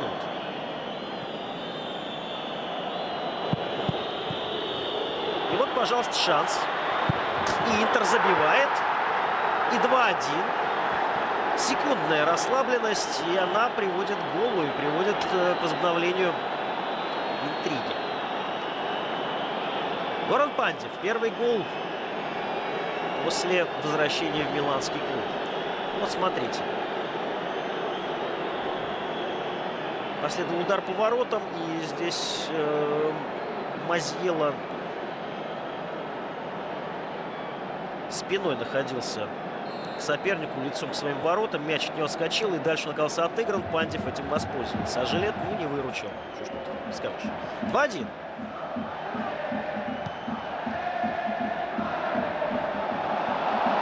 Как-то легко Интер забил, согласитесь. Вот он класс. Многие отмечают, что Интеру чрезвычайно везет в чемпионате Италии. Но вот это как раз тот случай, когда опять повезло. Ну, не было ничего. И вот опять. По сути, свой первый момент Интер использовал. Который тоже во многом случайно возник. Во-первых, подбор Мунтари. Ой, не Мунтари, простите, Майкона.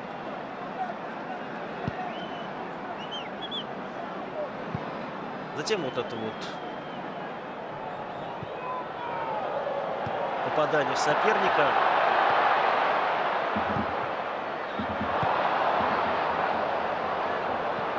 Но в итоге интрига у нас.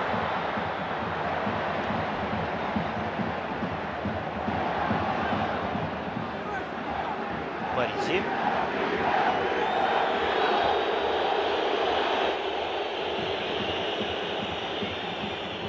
Закрываться сейчас Барри, мне кажется, не стоит. Совсем так оголтело, на все пуговицы застегиваться. Зачем?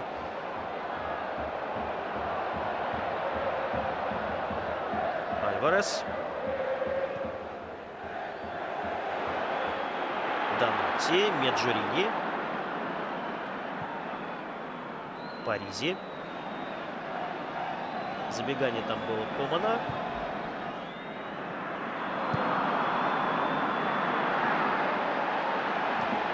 Вперед от Интера. Снейдер на Балотелли. Поднимает руку Милито в центре Пантев. Мяч следовал то ли на Милито, то ли на Снейдера, который подключался. Но не прошла эта передача. А Барри не спешит вперед.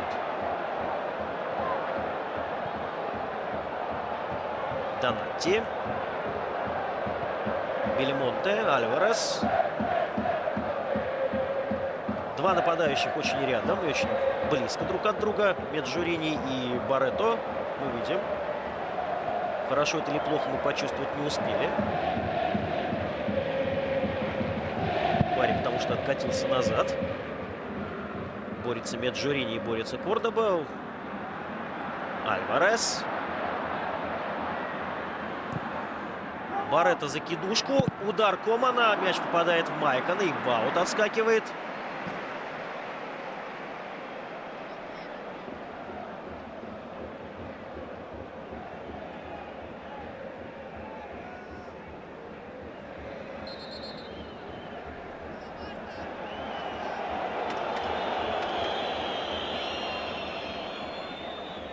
Гаци. Дождался, когда к нему подбежит Куарежма. А вот это вот плохо. И контратаку у Интер может получиться. Милито, Снейдер. Выход 1 на 1 от Пантева.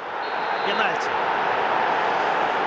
Вот все как меняется-то у нас. На 180.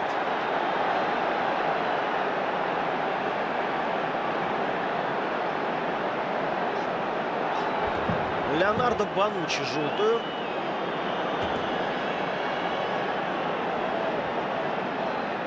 Погрешность, конечно же, но и не Бонуччи в ней виноват в первую очередь, а тот, который делал передачу поперечную, это Донати, по-моему, был. Нам бы вот пораньше чуть-чуть показать, ну, поняли. Ну вот теперь 2-1 и пенальти в ворота Барри. Чуть 10 минут назад казалось, что игра сделана. Диего Милито мяча, теперь лучший бомбардир миланского клуба. Готов забить свой 12-й гол в сезоне.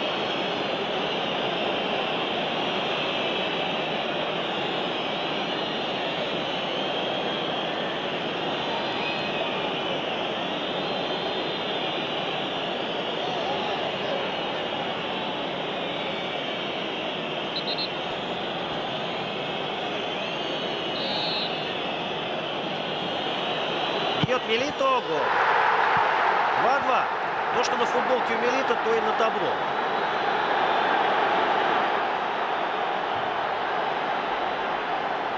Это Интер. Вот как такое происходит, иногда просто удивляешься. Ведь происходит из матча в матч. И ладно, вот Сиена с ее дырявой обороной, пропустившей больше всех. А тут ведь команда, которая меньше всех пропустила. И она даже себе позволяет такое. Не знаю насчет положения вне игры у Пандева. Чего ж тут уже говорить. История слагательных отклонений не знает. Вот давайте смотреть. Нам, собственно, этот эпизод и демонстрирует. Ну-ка. Да не было.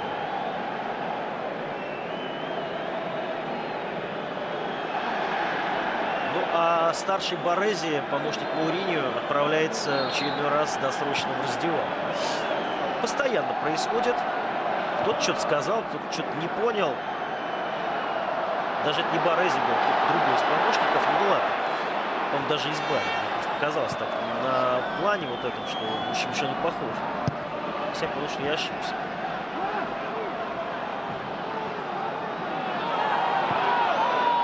Интер готов загрызть соперника теперь. Вот теперь как Барри себя поведет. Все опять с чистого листа. Тут не 0-0, а 2-2. И 15 минут играть в матче.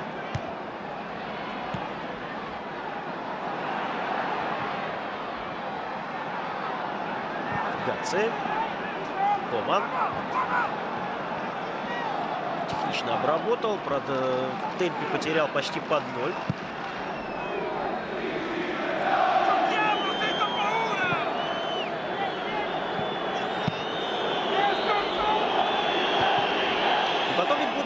Многие говорить, может, тот же Мауриньо, что перестановки дали свои плоды. Да не перестановки дали. Собственно, перестановки еще не показали себя. Они могут еще скажутся. Или в плюс, или в минус. Сказались, во-первых, вот это вот прилипчивая госпожа удачи, которая к Интеру так и липнет. А вообще здесь вне игры нету, и надо было забивать. Да не было вне игры.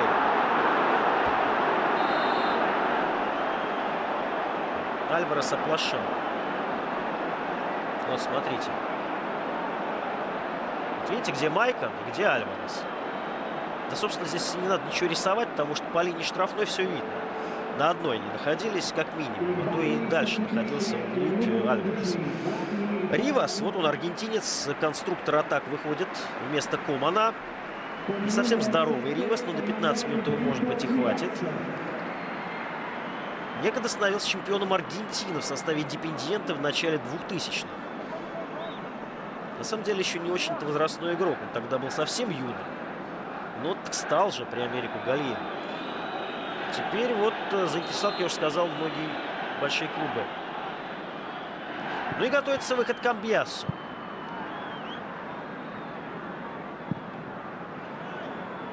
Теперь-то 2-2, и теперь надо как-то все менять. Жозе Мауриньо не надо так в открытую. Сейчас придет Барри в себя, там, глядишь, и третий забьет. Санти. Ну, тяжело просто одному здесь. Не разорвешься. Снейдер. Лучший футбол, мне кажется, за последние года 3 показывает Уэсли Снейдер в футболке Интера. Вот получилось у него в итоге в Италии себя показать. Уже за полгода. Доверили, и вот это доверие крылья. Альварес. Атака через право. Донати. Здорово на Альвареса, но не прошла передача. Заблокировал ее там Иван Рамиро Кордоба. Вот в центре он совсем другой. Совершенно другой футболист, другого класса. Зачем экспериментировать? Есть Сантон.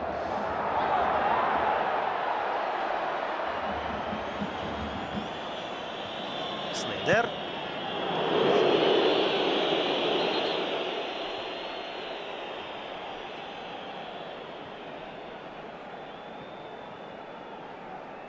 Меняет Балотелли Эстебан Камбьясо. Ну, понятно, что Куарежма уйдет теперь на то место, где действовал Балотелли. Потому что Куарежма так себя и не нашел.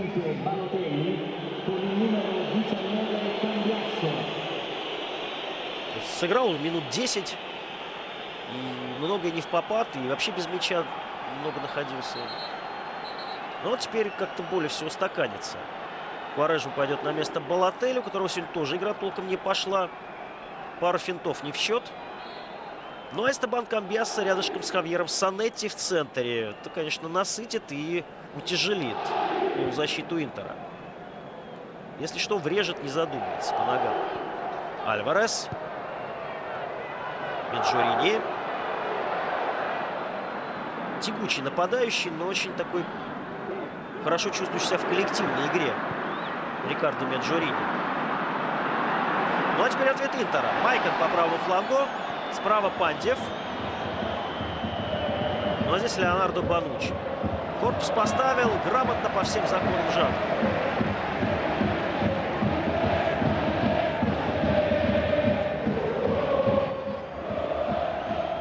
Но Марио Балотелли, как всегда, насупился. Вот опять в очередную неприятную историю он попал. Подвозил друга. Врубил приемник в машине до такой степени ночью в 2 часа, что пришлось вызывать полицию. 38 евро заплатит. Ну, всего-то, но здесь сам факт важен. Зачем? Ну, ребенок ведь еще, ребенок. Большой. Ну, а в атаке Барри. Мы возвращаемся на поле. Барретт с мячом. Здорово, нету положения вне игры. Или есть? Розетти-то и поднял, а вот боковой поднял. И зафиксировал. Ну, а мы оцениваем. И соглашаемся с боковым. Здесь все было очевидно. Марио Балотелли рядом с Марко Матерацци. Ну, тут многому его может научить. Камбьясу.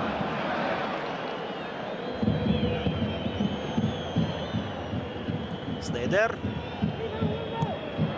Отлично играет Мазьелло. И что, и положение вне игры, но все равно Мазьелло сыграл технично в оборону. Это важнее.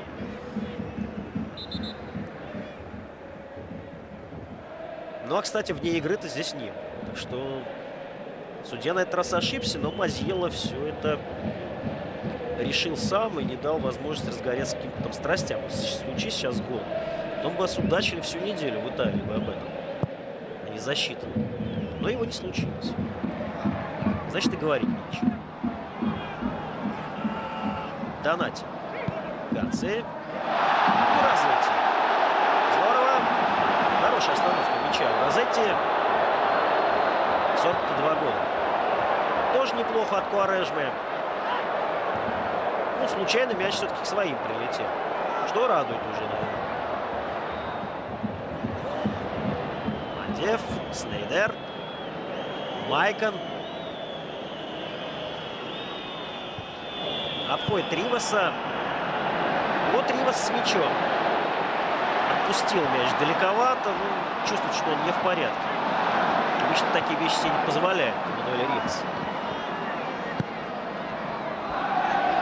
Барретто.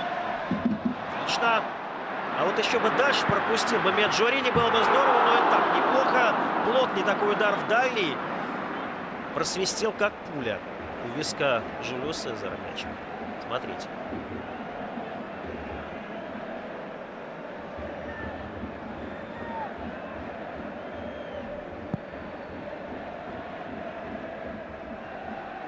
Пихнул Донати, но судья не обратил на это внимания. Милито. Альварес. Завозился, как в 3 соснах. Потерял грибы и все, что он собрал до этого. Но рядышком друзья оказались. Вывели на путь истины. Ривас по левому флангу. Не прошел Майкона. Майкон от души. Ну, не в душ, слава богу, никому. И уже хорошо.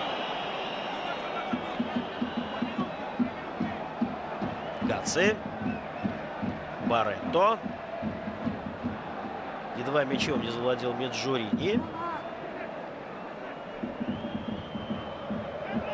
Снейдер.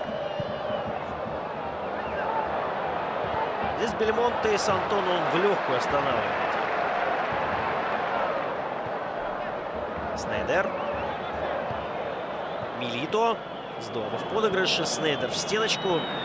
Вторую не получилось организовать. Альварес, какой же объем работы он проделывает.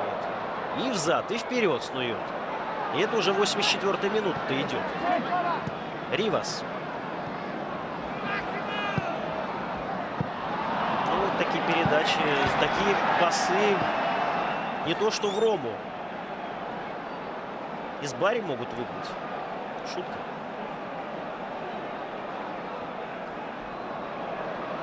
Банучи. А все-таки не придерешься. Банучи в сегодняшнем матче сыграл отменно. Несмотря на вот этот привезенный пенальти, ну там не его вина была абсолютно. Альварес. Баретто. Ну а тут Иван Рамиро Кордоба. Вот странно, да? Вот, был бы он на фланге, я 9 из 10 даю, прошел бы. Баретто имеется в виду Кордоба. А в центре другое дело. Как будто там намазано больше. Вот вам, пожалуйста, чуть сдвижка всего лишь на 2-3 метра в сторону, и игрок уже теряется. Это такой вот опытный, как Кордоба. Еще говорить о других, более молодых. Камбьясо. Не прошла передача, но, в общем, судя по всему, он тоже только набирает форму, как и Ривас. А здесь Майкон, перехват и опасный, может быть, эпизод. Подача. Не мудрствуя лукаво, Мазиела выбивает.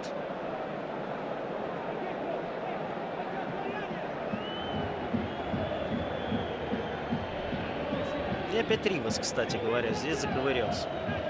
Неудачный выход, и, мне кажется, не угадал Жан-Пьер Вентура. Коман лучше выглядел.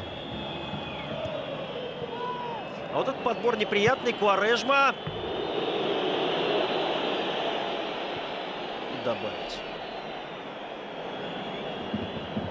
Куарежма, не пойму, ведь у него плечо, да и щека. Ну, пока что он об этом даже не думает. Талант на лицо у парня, но как он его использует в игре, это не красит молодого португальца. Уже, в общем-то, и не очень не молодой. Там интересный персонаж у нас готовится у Бари выйти на поле. Но я прическу, прежде всего, имел в виду. Не знаю, что вы подумали.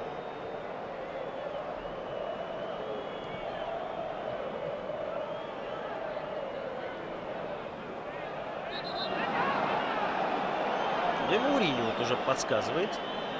Готов уже, как обычно, на последние минуты выйти 12-м игроком туда на поле.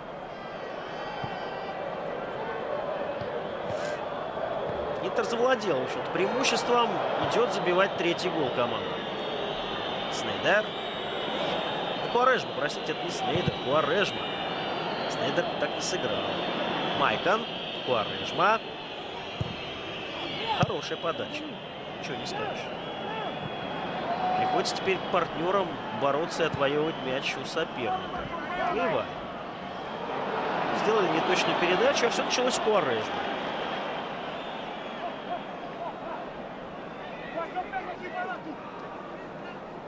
Иступленно, мне кажется, верит в него Жозе Мауриньо. И там дает шанс, и здесь дает шанс. Ну, такое ощущение, что он любит прямо этого Рикардо Куарежма. Тут все никак не оправдано. Доверие. Баретто. Потеря. Здесь все должно быть нормально. Так и есть. В таких ситуациях Барри очень надежен. Бельмонте. Альварес. Обозначает борьбу Камбьяса. Не вступает с Альваресом. Не выдергивается. Альварес это чувствует и пытается обыграть Камбьясу. Ну а тут аргентинец в своей фирменной манере мяч отбирает. Без лишних движений. Собственно, одно только сделал. Ногу выставил, и все. И мячик у Интера. Вот он класс игрока. Сразу ощущается и чувствуется. Им пахнет этим классом.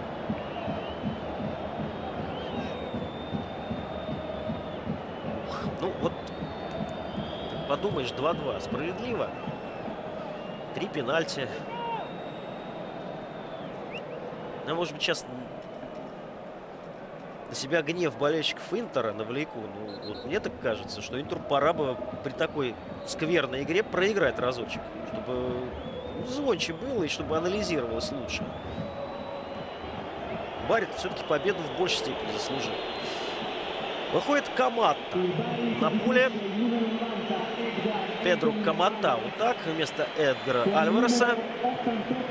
На 2 номера стало меньше у нас. На 2 циферки вниз спустились с 90 на 88. Совсем молодой Камата игрок. Но главное все-таки в его пока оценке превалирует внешний вид. Встречает по одежке.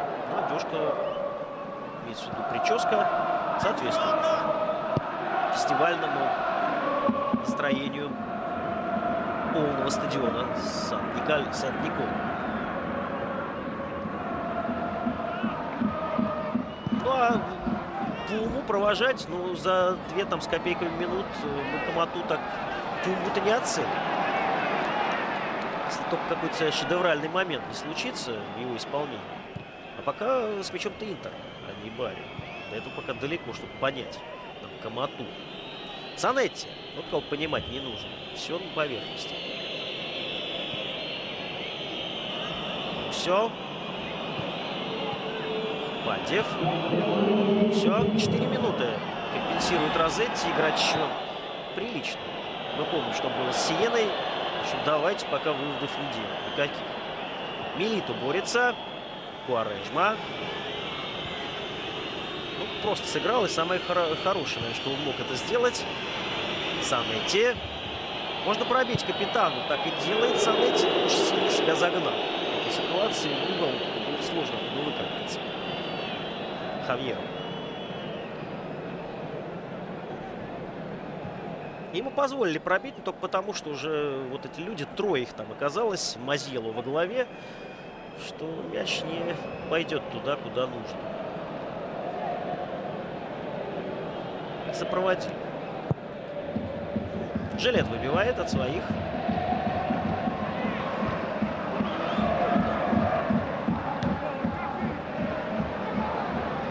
Милито. Цепляется. Куарежма. Вот Паризи. Я еще раз вам говорю, что не самый поворотливый защитник, а как он легко разбирается с португальцем. Вот Камата. Ну что, по уму-то оценим. Ну что, мяч сохранил уже хорошо. Уже не зря вышел.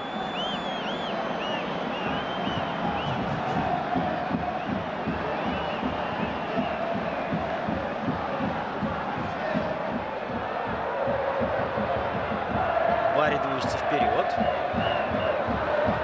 Кто там теперь справа вместо Альвареса у нас обосновался? Каци. Камата. Паризи забегает. Камата лезет сам на Майкона. Смело. Оглушительно смело, я бы сказал. Следует подача. Мячик остается у хозяев. Рукой сыграл. Хотя, конечно, Ривас показывает, что никакая там не рука. Посмотри, у меня там эмблема Барри. Я есть игра. Нет, Розетти не проведешь. Понимаем, что на самом деле действительно рукой Ривас подыграл. Что ж, будем списывать на то, что еще не в форме после повреждения. Он, собственно, с повреждением-то и играет. Об этом говорил Вентура. Да, определял состав Комана и исключал из него Риваса. Что, может быть, в яркости потеряет что-то Барри в середине поля, так надежности будет больше. Так и получилось. Штрафной зарабатывает Интер. Последняя минута вот сейчас пойдет. Донати нарушил. Сейчас нужно защищаться Барри, но Интер разыгрывает, а не подает. Сил хватает и у тех, и у других. На концовку Милито. Куарежма. И опять Паризи. И вновь Куарежма, и опять Паризи. Куарежма все-таки достался этот мяч, но только для того, чтобы он его благополучно отпасовал за бровку. Все-таки сначала нужно думать, а потом делать. Это вот к Балотелли относится в большей степени, но к Балотелли все-таки больше за пределами поля. А вот Куарежма — это как Балотелли за пределами. на поле. Последите, если мне не верите, вот так вот просто можно было бы такую нарезку Куарежмы в разных матчах за Интер. Я думаю, вы бы все бы сами оценили без лишних слов.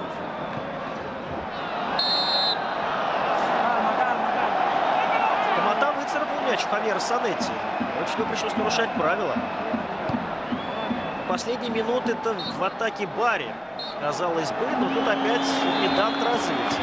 Тогда угловой нам не дал в исполнении южной команды посмотреть в конце первого тайма. Сейчас вот последнюю атаку. Ну, в общем, Барри все-таки грех жаловаться. 2 пенальти раз эти поставил. Ну, а с другой стороны, Барри их честно заслужил. Интер свои 2 гола скорее получил. Заслужил-то вряд ли. Ну, а так, 2-2. Второй тайм получился по событийному. У нас дублем отметился Барретта, 60-й и 63-й минуты, оба с пенальти. Затем Бантев, 1 мяч отыгран с игры. И затем Милито различился с пенальти. У Милито 12 забитых голов, у Барретта 8. Вот лучшие бомбардиры команд сегодня вовсю назабивали. Правда, вот я говорю, именно с 11-метровой отметки они с игры. Что ж, неплохой матч. Весьма поучительный, прежде всего, для Интера. Ну, а Барри не падать духом. Все-таки не проиграть по ходу сезона в 2 матчах чемпиону, это дорогого стоит. Джампьеро Вентура браво. С вами был Дмитрий Савин. Вам тоже не падать духом. Всего доброго, счастливо. Оставайтесь на каналах НТВ+. Дальше.